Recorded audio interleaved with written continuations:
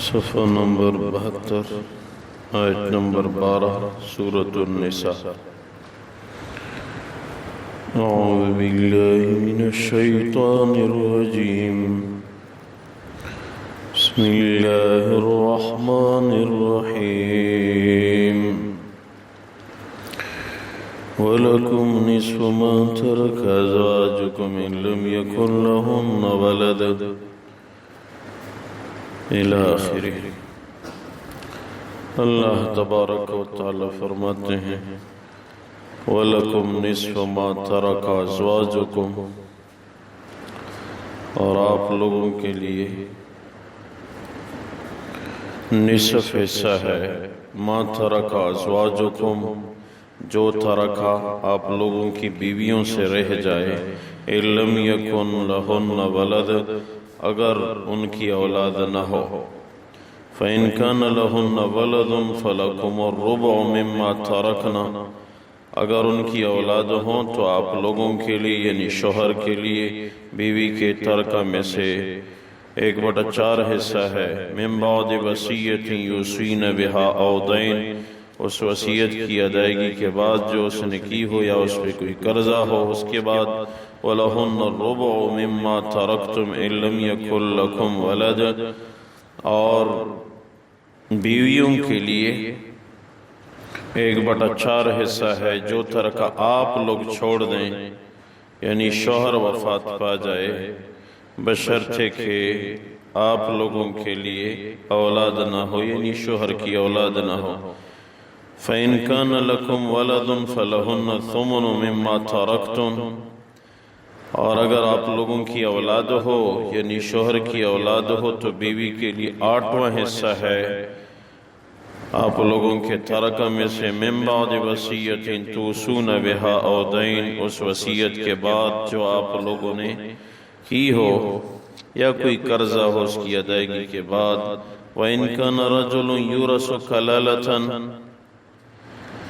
اور اگر کوئی آدمی ایسا وفات پا گیا جو دوسروں کو وارث بنائے، ایسی حالت میں کہ نہ ان کے ماں باپ ہو نہ اولاد ہو، او امرأۃ، یا کوئی عورت ایسی حالت میں وفات پا جائے، وَلَهُ أَخٌ أَوْ أُخْتٌ، اور ان کی بہن بھائی ہوں، فَلِكُلِّ وَاحِدٍ مِّنْهُمَا السُّدُسُ، تو بہن بھائی سب کے لیے چھٹا حصہ ہے۔ فَإِن كَانُوا أَكْثَرَ مِنْ ذَلِكَ فَهُمْ شُرَكَاءُ فِي الثُّلُثِ، اور اگر یہ 2 سے زائد ہوں تو پھر وہ ثلث میں شریک ہوں گے، مِن بَعْدِ وَصِيَّةٍ يُوصَىٰ بِهَا أَوْ دَيْنٍ، وصیت کی ادائیگی اور قرض کی ادائیگی کے بعد، غیر مضار، شریعت کا حکم یہ ہے، وصیت من اللہ، یہ اللہ کی طرف سے حکم ہے کہ میراث کے معاملے میں کسی کو ضرر مت پہنچاؤ، واللہ علیم حلیم، اللہ تبارک و تعالی علم والے اور بردبار ہے۔ اللہ تبارک و تعالی ان آیات مبارکہ میں میراث کے حصوں کا تذکرہ فرما رہے ہیں کہ اگر کسی کی بیوی وفات پا گئی تو اس حالت میں خاوند کے لیے 1/4 حصہ ہے میراث میں، اگر اولاد نہ ہو تو۔ اسی طرح اگر خاوند وفات پا گیا اولاد نہیں ہے تو پھر بیوی کے لیے 1/4 حصہ، اور اگر اولاد ہے میاں بیوی میں سے کوئی ایک وفات پا جائے تو پھر دوسرے کے لیے 8واں حصہ ہے۔ اور اگر کوئی ایسا ہو کہ نہ ان کی اولاد ہو اور نہ ان کے ماں باپ ہو، بہن بھائی ہو، تو ان دونوں کے لیے سدس ہے، چھٹا حصہ، اور اگر 2 سے بہن بھائیوں کی تعداد زائد ہو تو پھر 1/3 حصہ۔ لیکن یہ تمام حصے تب جب وصیت کی گئی ہو ثلث میں یا اس سے کم وصیت ادا کی جائے، قرضہ ہو وہ ادا کیا جائے، اس کے بعد اس آیت شریفہ میں میاں بیوی کے حصوں کا ذکر ہے اور ساتھ یہ کہا گیا ہے کہ غیر مضار وصیت من اللہ، ایک دوسرے کو میاں بیوی ضرر کی نیت نہ ہو، آپس میں زندگی گزری، اب جب جا رہا ہے یا وہ جا رہی ہے تو پیچھے اپنے شوہر یا پیچھے اپنی بیوی کا خیال رکھنا چاہیے۔ صحابیات میں یہ تھا کہ جس طرح مرد دین میں آگے تھے اسی طرح عورتیں بھی دین میں بہت آگے تھی۔ ام حبیبہ رضی اللہ تعالیٰ عنہ ایک صحابیہ ہیں، ابو سفیان کی بیٹی تھی۔ عبداللہ بن جہش اس کا شوہر تھا، وہ بھی مسلمان تھا۔ جب صحابہ کرام نے حبشہ کی طرف ہجرت کی ابتدائی اسلام میں، تو اس نے اپنے خاوند کو بٹھایا اور سمجھایا، دیکھو دنیا کی زندگی آج ہے کل نہیں ہوگی، ہم دونوں بھی ہجرت کر لیں، لوگ جا رہے ہیں، دین بچا رہے ہیں، وطن چھوڑ رہے ہیں، ہم بھی حبشہ جاتے ہیں۔ خاوند راضی ہو گئے، دونوں حبشہ تشریف لے گئے۔ تقریباً 100 صحابہ کرام ہجرت اولا میں شریک تھے۔ ابتداً یہ صحابہ کرام آدھی رات کو نکلتے تھے، ابتدا میں 16 افراد نکلے تھے۔ اس ہجرت میں عثمان رضی اللہ تعالیٰ عنہ بھی تھے، حضور اقدس صلی اللہ علیہ وسلم کی صاحبزادی رقیہ رضی اللہ تعالیٰ عنہ بھی تھی۔ یہ آدھی رات کو چھپ کے نکلتے تھے، جدہ شریف آتے تھے اور جدہ سے پھر کشتیوں میں حبشہ جاتے تھے۔ حبشہ سمندر پار ہے، تو سمندری راستے سے یہ حبشہ ہجرت کرتے تھے۔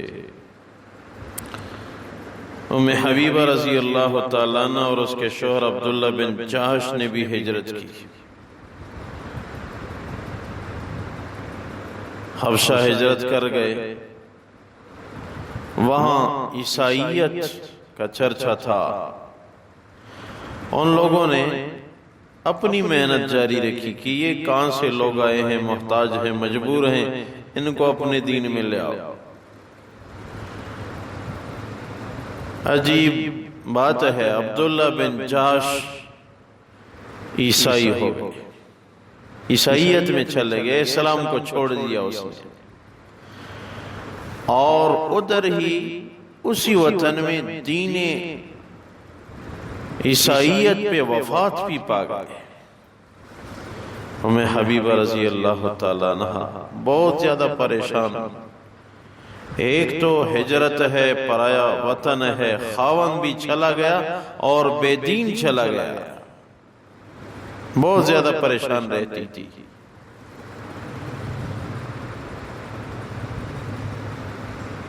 عیسائی عورتیں آ کے ام حبیبہ رضی اللہ تعالیٰ عنہ پہ محنت کرتی تھی، آپ کا خاوند تو عیسائیت میں وفات پا گیا ہے، آپ عیسائیت قبول کر لیں۔ وہ کہنے لگی اس دین اسلام کی خاطر میں نے اپنے باپ کو چھوڑا ہے۔ ابو سفیان اس وقت مسلمان نہیں تھا، میں اپنے باپ سے چھپ کے نکل آئی ہوں، جب میں نے اس دین کے لیے اپنے باپ کو چھوڑا ہے، میں یہ دین کسی کے لیے نہیں چھوڑ سکتی۔ استقامت کسی کو کہتے ہیں، ہجرت ہے، پرایا وطن ہے، خاوند بے دینی میں وفات پا گیا، ڈٹی ہوئی ہے، میں دین نہیں چھوڑ سکتی، مجھے محمد کا دین چاہیے، اس دین کے بچانے کے لیے تو میں نے وطن چھوڑا ہے، اپنے باپ کو چھوڑا ہے۔ ڈٹی رہی۔ حضور اقدس صلی اللہ علیہ وسلم کی مبارک ذات کو کسی نے کہا، ابو سفیان کی بیٹی جو چپکے مسلمان تھی، ہجرت کر گئی تھی حبشہ، اس کا خاوند عیسائی ہو گیا اور پھر مر گیا ہے، اب وہ بڑی پریشان ہے۔ اسی اسنا اسی زمانے میں ہجرت کا حکم آیا، حضور اقدس صلی اللہ علیہ وسلم نے مکہ مکرمہ سے مدینہ منورہ ہجرت کی، اور یہ لوگ پھر واپس مکہ مکرمہ نہیں آئے، یہ لوگ پھر وہاں سے مدینہ منورہ گئے۔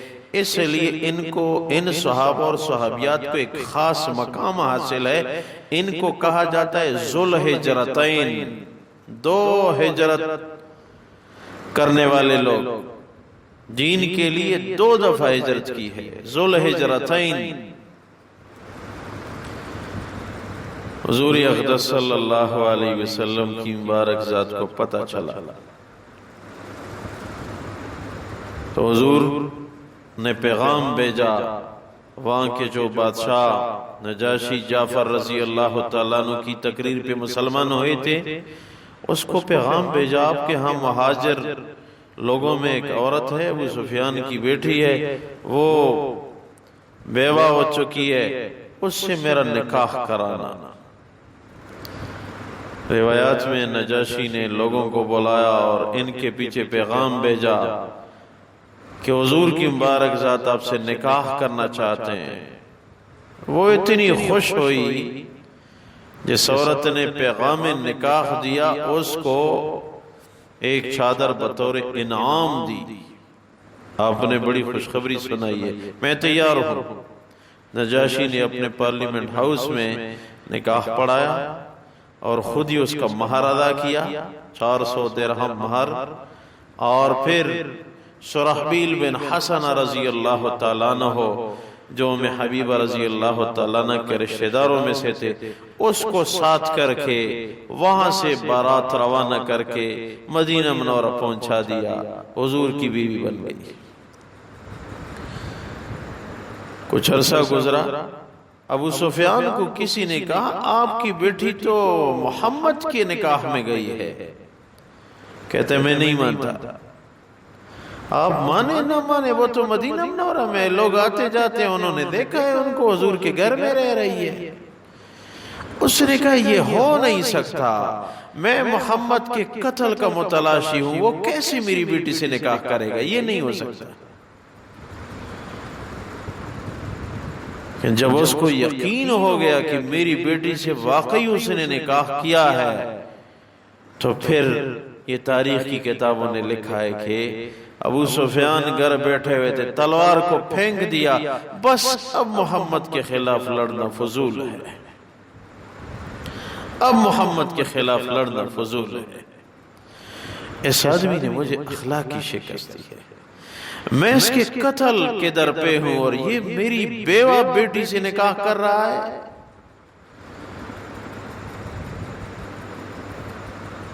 ابو سفیان دل میں تسلیم ہو گئے تھے، لیکن سردار تھے، ایمان نہیں لایا۔ جب مکہ مکرمہ فتح ہوا تو پھر آ کے حضور کے گود میں کلمہ پڑا۔ حضور میں اس وقت آپ کے اخلاق سے متاثر ہو گیا تھا جب میری بچی ہجرت کر کے، کوئی جوان لڑکی تھی بھی نہیں، بڑی عمر کی عورت تھی، اس کا خاوند عیسائیت میں مر گیا، وہ بیوہ تھی، آپ نے اس دور میں جبکہ میں آپ کے قتل کے در پہ تھا، آپ نے میری بیٹی سے نکاح کیا تھا، میں اس وقت آپ کے اخلاق سے متاثر ہو گیا تھا۔ حضور نے دنیا کو اخلاق کی دولت سے اپنایا ہے، اخلاقی شکست دی ہے اپنے دشمنوں کو، اور پھر بعد میں خوش باش حضور کی مبارک ذات سے تعلق اور صحابہ کے فہرست میں شامل ہو گئے۔ کس درجے کے صحابی بنے؟ مکہ مکرمہ فتح ہوا، حضور نے اعلان فرمایا آج جو کوئی ابو سفیان کے گھر میں پناہ لے گا اس کو پناہ ہے، اس کو کوئی کچھ بھی نہیں کہہ سکتا، وہ امن میں ہے۔ ایوارڈ دیا۔ صحابیات میں ایسی استقامت تھی۔ تو جس طرح مرد کے حقوق بیوی پہ ہیں تو کچھ حقوق بیوی کے اپنے شوہر پر بھی ہیں۔ دین کا خیال رکھا جائے، دین کو مد نظر رکھا جائے، میراث میں بھی، احکامات میں بھی، پھر برکت ہوگی۔ اللہ تبارک و تعالی میاں بیوی کا ذکر فرماتے ہیں وَلَكُمْ نِصْفُ مَا تَرَكَ أَزْوَاجُكُمْ إِن لَّمْ يَكُن لَّهُنَّ وَلَدٌ آپ لوگوں کے لیے یعنی شوہر کے لیے بیوی کے ترکہ میں سے نصف حصہ ہے اگر بیوی کی اولاد نہ ہو۔ فَإِنْ كَانَ لَهُنَّ وَلَدٌ فَلَكُمُ الرُّبُعُ مِمَّا تَرَكْنَ مِنْ بَعْدِ وَصِيَّةٍ يُوصِينَ بِهَا أَوْ دَيْنٍ، اگر بیویوں کے لیے اولاد ہو تو پھر آپ لوگوں کے لیے چوتھائی حصہ ہے جو انہوں نے ترکہ میں سے چھوڑا ہے وصیت کی ادائیگی کے بعد، او دین یا قرض کی ادائیگی کے بعد اگر قرض ہو۔ وَلَهُنَّ الرُّبُعُ مِمَّا تَرَكْتُمْ إِن لَّمْ يَكُن لَّكُمْ وَلَدٌ، اور بیویوں کے لیے بھی آپ لوگوں کے ترکہ میں سے 1/4 حصہ ہے اگر آپ لوگوں کی اولاد نہ ہو یعنی شوہر کی اولاد نہ ہو۔ فَإِن كَانَ لَكُمْ وَلَدٌ فَلَهُنَّ الثُّمُنُ مِمَّا تَرَكْتُم مِّن بَعْدِ وَصِيَّةٍ تُوصُونَ بِهَا أَوْ دَيْنٍ، اور اگر آپ لوگوں کی یعنی شوہر کی اولاد ہو تو بیوی کے لیے 8واں حصہ ہے جو ترکہ آپ لوگ چھوڑیں وصیت اور قرض کی ادائیگی کے بعد۔ وَإِن كَانَ رَجُلٌ يُورَثُ كَلَالَةً أَوْ امْرَأَةٌ، اور اگر کوئی آدمی ایسا مرے جو وارث بنائے اپنے رشتہ داروں کو لیکن اس کے ماں باپ اور بیٹا بیٹی اولاد نہ ہو، اب امراتن یا ایسی کوئی عورت ہو، وَلَهُ أَخٌ أَوْ أُخْتٌ، اور اس کی بھائی اور بہن ہو، فَلِكُلِّ وَاحِدٍ مِّنْهُمَا السُّدُسُ، تو بہن بھائی دونوں کے لیے چھٹا حصہ ہے۔ فَإِن كَانُوا أَكْثَرَ مِنْ ذَلِكَ فَهُمْ شُرَكَاءُ فِي الثُّلُثِ مِنْ بَعْدِ وَصِيَّةٍ يُوصَىٰ بِهَا أَوْ دَيْنٍ، اور اگر 2 سے زائد بہن بھائی ہوں تو وہ 1/3 میں شریک رہیں گے وصیت اور قرض کی ادائیگی کے بعد۔ غیر مضار وصیت من اللہ، کوشش کریں میراث میں ایک دوسرے کو ضرر نہ دیں، یہ اللہ کا حکم ہے۔ واللہ علیم حلیم، اللہ تبارک و تعالی علم والے اور حلم والے ہیں۔ یا اللہ اپنی بارگاہ میں قبول فرما، خلوص الہیت نصیب فرما، اعمال صالحہ کی توفیق عنایت فرما، سب کی مغفرت فرما، سب کی جائز حاجات پوری فرما، پریشانیاں دور فرما۔ اے اللہ امت کی حالت پہ رحم فرما، ہدایت کی ہواؤں کو عام فرما۔ یا اللہ ہماری خطاؤں کو درگزر فرما، آخری خاتمہ بالخیر عنایت فرما۔ ربنا اغفر لي ولوالدي وللمؤمنين يوم يقوم الحساب برحمتك وكرمك۔